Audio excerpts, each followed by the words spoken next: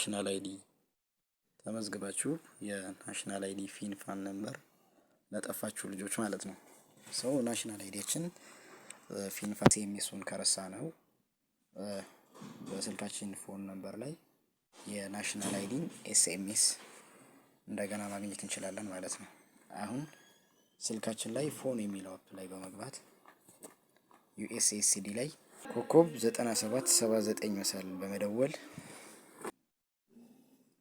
እንደውላለን። ስለዚህ ዌልካም ቱ ፋይዳ የሚል ነገር ይመጣልናል። የመጀመሪያው ፎር ፋይዳ ሰርቪስ የፋይዳ አገልግሎቶችን ለማግኘት ይላል።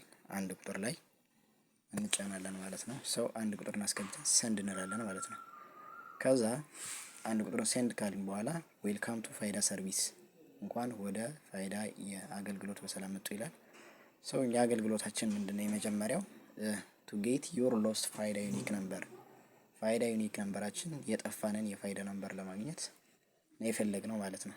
ሶ ሁለተኛ ላይ ደግሞ ቱ ቼክ ዩር ሬጂስትሬሽን ስታተስ ሬጂስትሬሽን ስታተሳችን ቼክ አድርጉ ይለናል ማለት ነው። ሬጂስትሬሽን ስታተሳችን ማለት ስልክ ቁጥር ሊሆን ይችላል፣ ስም ሊሆን ይችላል፣ የተለያዩ ፐርሰናል ኢንፎርሜሽኖችን ቼክ የምናደርግበት ነው ማለት ነው። ሶስተኛ ላይ ቱ ቼክ ዩር ካርድስ ኦር ስታተስ ስለ ካርዳችን ስታተስም ቼክ እናደርጋለን ማለት ነው። ሶስተኛ ላይ ያለው ሰው እኛ ጋር መጀመሪያ እንትናችን የጠፋብንን የፋይዳ ፋን ነምበር ለማግኘት ወይም ደግሞ ዩኒክ ነምበሩን ለማግኘት አንድ ቁጥር ላይ እናስቀምጣለን ማለት ነው። አንድ ቁጥር እናስገባና ሰንድ እንላለን። ሶ አንድ ቁጥርን ካስገባን በኋላ ኤስኤምኤስ ሃዝ ቢን ኦልሬዲ ሴንት ዊዝን ላስት 72 ሃወርስ ይላል። በ72 ሰዓታት ውስጥ መሞከር ትችላለህ ይላል። እኔ ስለሞከርኩበት ነው። አንድ ጊዜ ከሞከራችሁት በኋላ ከ3 ቀን በኋላ ነው ሊሰራላችሁ የሚችለው ማለት ነው። ነገር ግን በዚህ መልኩ በኤስኤምኤስ የጠፋባችሁን ፋን ነምበር ወይም ደግሞ ፊን ነምበር ማግኘት ትችላላችሁ።